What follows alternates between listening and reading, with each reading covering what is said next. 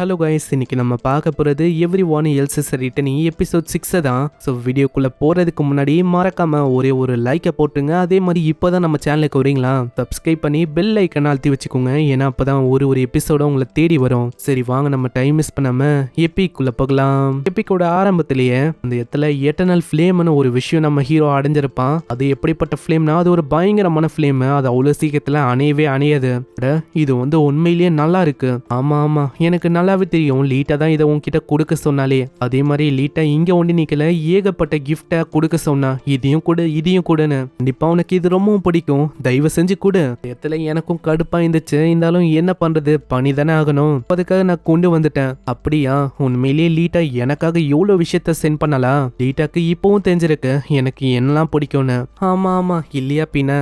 அதே மாதிரி எனக்கு ஹெவன் வழியா திரும்ப உனக்காக ஒரு கொஸ்டினை கொண்டு வந்திருக்கேன். நான் எல்லாராலையும் இந்த உலகத்தை விட்டு அந்த வேற ஒரு உலகத்துக்கு போக முடியுதுல, நல்லா அந்த உலகத்துக்கு போக முடியல. அதனாலேயே காட் இந்த மாதிரி ஒரு கொஸ்ட குத்தாரு. இந்த கொஸ்டில நீ என்ன பண்ணும்னா, ஒரு டஞ்சனை நீ கிரியேட் பண்ணும். என்னது டஞ்சனா? அதுவும் நானா? என்னால அதை பண்ண முடியுமான்னு தெரியல. என்னால ரேமினை வேணா பண்ண முடியும். கேட்கிற ரெண்டு பயங்கரமா கத்துறா. அட வாய மூடுறா. இப்ப ஹெவனே உனக்கு கொஸ்ட குத்திருக்கும் போது நீ இந்த கொஸ்ட முடிச்சாவணும். டஞ்சனை நீ கிரியேட் பண்ணணும். அது மூலமா உனக்கு ஒரு பெரிய ரிவார்டும் கிடைக்கும். இது கொஸ்டா இதனால நம்ம ஹீரோக்கு ரொம்ப கோவம் தான் ஆகுது. ஏன்னா 1000 வருஷமா தனியா இருந்தான். அது ஒண்டி இல்லாம இந்த ரெண்டு வர சொன்னான். இங்க வர மாஸ்டர்ஸ் அது ஒன்னும் அந்த அளவுக்கு ஸ்ட்ராங்கா இருக்காது, ரொம்ப வீக்கா தான் இருக்கும்னு. ஆனா இங்க பார்த்தா எல்லாமே ஆப்போசிட்டா இருக்கு.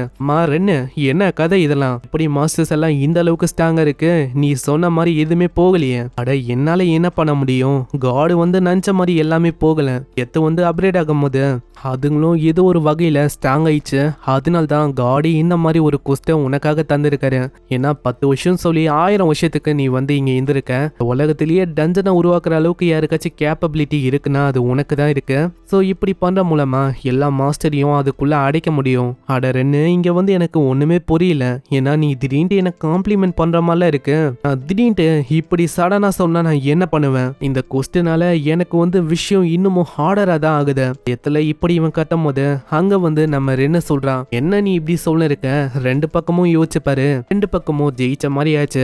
ஏன்னா இது மூலமா உன்னோட எஃபோர்ட்டுக்கு ஏத்த மாதிரி உனக்கான ரிவார்டும் அங்க பக்காவா கிடைக்கும். ஆனா என்னாலலாம் இதை பண்ணவே முடியாது. அப்படி ஒண்ணு நீ பண்ணலையா, ஹியூமனிட்டியோட நிலைமை இன்னமும் தான் மோசமாகும். ஏன்னா இதுங்களோட பவர் இன்னமும் பயங்கரமா அதிகரிக்கும். இந்த இடத்துல டஞ்சனை உருவாக்குறதுக்காக ஏகப்பட்ட மெட்டீரியல்ஸையும் அவ கொண்டு வந்திருக்கான். அது கூடவே ப்ளூ பிரிண்டும் இருக்கு, இப்படிதான் உருவாக்கணும்னு. இதெல்லாம் பார்த்து ஆளு ஆச்சரியமாவறான். ஏன்னா எல்லாமே ரொம்ப ஹையர் பீயிங்கால கொடுக்கப்பட்ட மானா ஸ்டோன், எல்லாமே ரொம்ப விலை உயர்ந்த விஷயம். இது எல்லாமே எனக்கா? இல்ல அப்படி இல்ல, இதை நீ யூஸ் பண்ணலாம். யூஸ் பண்ணக்கப்புறம் நீ ரிட்டர்ன் பண்ணும். என்னது இதெல்லாம் என்ன கொடுமையா இருக்கு. ஆனா நான் இப்பவும் யோசிக்கிறேன், என்னால எப்படி டஞ்சனை உருவாக்க முடியும்? நீ ஃபர்ஸ்ட் என்ன பண்ணுனா, ஒரு டஞ்சனை உருவாக்குறதுக்கு ஃபர்ஸ்ட் ஒரு ட்ராப்பை உருவாக்கணும். அது மூலமா மாஸ்டர்ஸ் அட்ராக்ட் செய்ய வைக்கணும். அப்படி உன்னால பண்ண முடிஞ்சா மாஸ்டர்ஸ் வசமா மாட்டிக்கும். அதுதான் நம்மளுக்கும் வேணும். அதே மாதிரி நீ நினைக்கிற மாதிரி இந்த வேலை இது ஒன்றும் அந்த அளவுக்கு ஈஸியா இருக்காது. ஆமா ஆமா, எனக்கே பார்க்கும் போதே தெரியுது. அதுக்கப்புறம் நம்ம ஹீரோ வேலையை ஆரம்பிக்கிறான். அங்க ஃபோர்ஜிங் ஆரம்பிக்க பின்னாடியே ரெண்டும் யோசிக்கிறான், நான் மிஸ்டேக் பண்ணல, கண்டிப்பா இவனால பண்ண முடியுமா?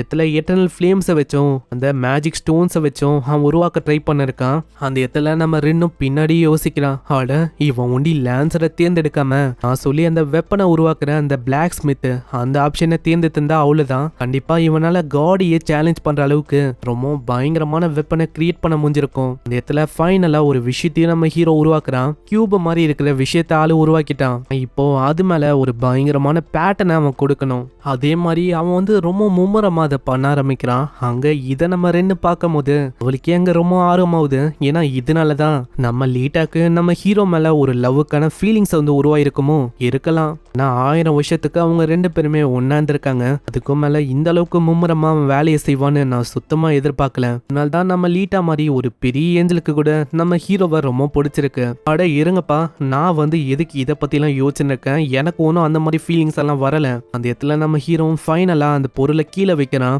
எப்பா ஃபைனலா நான் முடிச்சிட்டேன். என்னது அதுக்குள்ளேயே முடிச்சிட்டியா? இடத்துல நம்ம ஹீரோக்கு இன்னொரு ஸ்கில்லும் அவைக்கன் ஆகுது. நீங்க பிளாக் ஸ்மித்திங் அந்த ஸ்கில்ல மேக்ஸ் பண்ணிட்டீங்க. இது ஏன்னா நம்ம ஹீரோ லெஜெண்டரியான விஷயத்தையே கிரியேட் பண்ணிட்டான். இதெல்லாம் ஒரு பெரிய பெரிய பீயிங்கால கிரியேட் பண்ண முடியும். அந்த மாதிரி ஒரு விஷயத்தை கிரியேட் பண்ணனால்தான் இப்படி ஒரு விஷயமும் நம்ம ஹீரோக்கு கிடைச்சிருக்கு. இந்த இடத்துல நம்ம ஹீரோக்கு இன்னொரு டைட்டிலும் இருக்கு, தியேட்டர் ஆஃப் லெஜெண்ட்னு.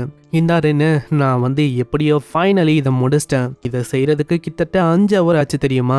நான் வந்து எதிர்பார்க்கல அவ்வளோ ஆகும்னு. இது கேட்குற அவர் ரொம்ப ஷாக் ஆகுறான். நான் 5 ஹவர் அப்படியே மும்முரமா பார்த்துருக்கா. அவளுக்கு டைம் போனதே அங்க தெரியல.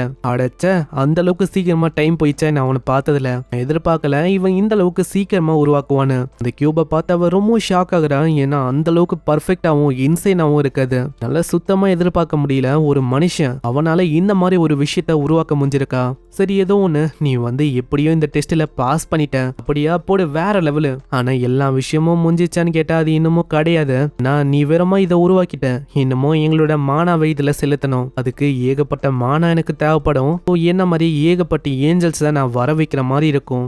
அது நிறைய ஏஞ்சலா? இப்போ நீங்க சொல்றபடி பார்த்தா அதுல நம்ம லீட்டாவும் இருப்பாளா என்ன? இல்லவே இல்ல.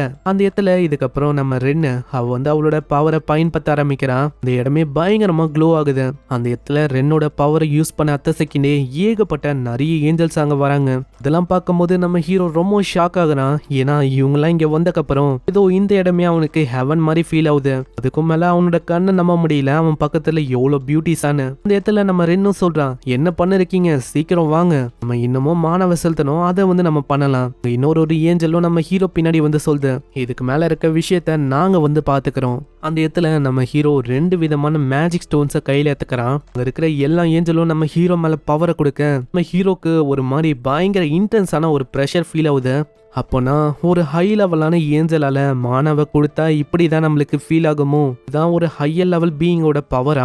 என்னாச்சு ஹியூமன், உன்னால நிக்க முடியுமா? முடியாதா? இல்ல என்னால முடியும், நீங்க கவலையே படாதீங்க. நான் வந்து ஃபோக்கஸ் பண்ணும், நான் அந்த ட்ராப்பை உருவாக்கியே ஆகணும். இந்த ட்ராப் மூலமா என்னால மாஸ்டர்ஸை அட்ராக்ட் பண்ண முடியும். அப்பனா முடிதான் இந்த உலகம் திரும்பவும் பழையபடி மாறும். ஏன்னா கிட்டத்தட்ட 1000 வருஷமா நான் வந்து தனிமையிலேயே வாடி போயிருந்தேன். இப்படி இருக்கும் போது நான் விட்டு கொடுக்க கூடாது. அந்த இடத்துல இன்னமும் அவங்க பயங்கரமா பவரை செலுத்த ஆரம்பிக்கிறாங்க. அந்த பவரோட பிரஷரும் பயங்கரமா இருக்கு. அந்த ஏஞ்சலாலேயே நம்ப முடியல. ஒரு நார்மலான ஹியூமனா இருந்தா இப்போதைக்கு மயங்கியே போயிருப்பான். பரவாயில்ல, இவனால ஏகப்பட்ட பிரஷரை தாங்க முடியுது. அந்த இடத்துல இதே மாதிரி கொஞ்ச நேரம் போகுது. ஃபைனலா அந்த விஷயமும் கம்ப்ளீட் ஆக எல்லாருமே நம்ம ஹீரோவை பாராட்டுறாங்க. ஏன்னா நம்ம ஹீரோவால இப்படி பண்ண முடியும்னு அவங்க சுத்தமா யோசிக்கல. நான் ஃபர்ஸ்ட் ட்ரைலயே இவன் கம்ப்ளீட் பண்ணிட்டான். நான் என்ன யோசிச்சேன்னா ஒரு 10 டைம்ஸ் ஆச்சு இவன் தோத்து போவான் அப்படின்னு யோசிச்சேன். ஆனா இவன் 1 ட்ரைலயே பண்ணிட்டான். அட ஹியூமன், நீ உண்மையிலேயே இன்கிரெடிபிளா இருக்க. அந்த இடத்துல இதுக்கப்புறம் டஞ்சனை செட் பண்றதுக்கு அவங்க போறாங்க.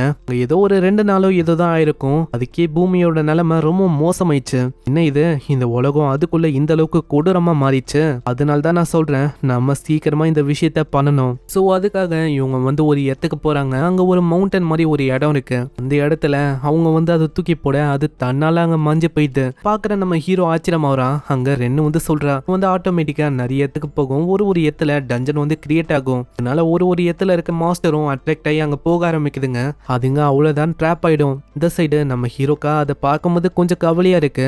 1000 வருஷமா ஆளு தனியா இருந்திருப்பான். கூடவே இருந்ததுன்னா மிருகம் இந்த அனிமல்ஸ் இதுதான். கடைசியில எல்லா விஷயமும் இப்படிதான் முடியணும்னு எழுதிருக்கு போல. ஏன்னா எல்லாமே காடோட கையில தான் இருக்கு. அவரால் விஷயத்த மாத்த முடியுது. அவரோட கையில ஏதோ நாங்க டான்ஸ் ஆடுற மாதிரிலாம் இருக்கு. எனக்கும் இப்படிதான் ஆச்சு. 1000 வருஷத்துக்கு நான் தனியா இருந்தேன். அதுவும் எதனால ஒரே ஒரு வேர்டு எரரு. அதனால தான் எனக்கு இப்படி ஆச்சு. நான் அந்த 1000 வருஷத்துல என் கூட உண்டி லீட்டா இல்லைன்னா அவ்வளவுதான் பைத்தியமே ஆயிட்டு இருப்பேன்னு நினைக்கிறேன். இப்போ லீட்டா என் பக்கம் இல்ல, இருந்தாலும் நான் வந்து இன்னமும் ஸ்ட்ராங் ஆகணும். நான் ஸ்ட்ராங் ஆனா முடிதான் என்னால இந்த உலகத்துல சர்வே ஆக முடியும். அதே டைம்ல என்னால லீட்டாவை பார்க்கவும் முடியும். நான் ஃப்ரீடமா இருக்க முடியும் அப்படின்னு சொல்ல இங்கே இந்த எபிசோட முடியுது. இந்த எபிசோட உங்களுக்கு பிடிச்சிருக்கும்னு நினைக்கிறேன். பிடிச்சிருந்தா மறக்காம ஒரே ஒரு லைக்கை போட்டுருங்க. ஏன்னா அப்பதான் இன்னமும் நிறைய பேருக்கு ரெக்கமெண்ட் ஆகும். இதுக்கப்புறம் தான் கதை இன்னமும் வேற லெவல்ல போகும். ஏன்னா நம்ம ஹீரோ அவன் வந்து டஞ்சனை உருவாக்கிட்டான். அதே மாதிரி நம்ம லீட்டாவை அவன் நினைக்கிற மாதிரி கொண்டு வர முடியுமா? அதே மாதிரி அவன் ஒரு ஹையர் லெவலான பீங்கா மாற முடியுமா? இது எல்லாத்துக்கான பதிலும் நம்மளுக்கு போக போக தெரியும். சோ மறக்காம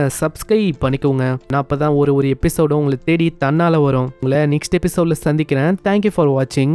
சைனரா.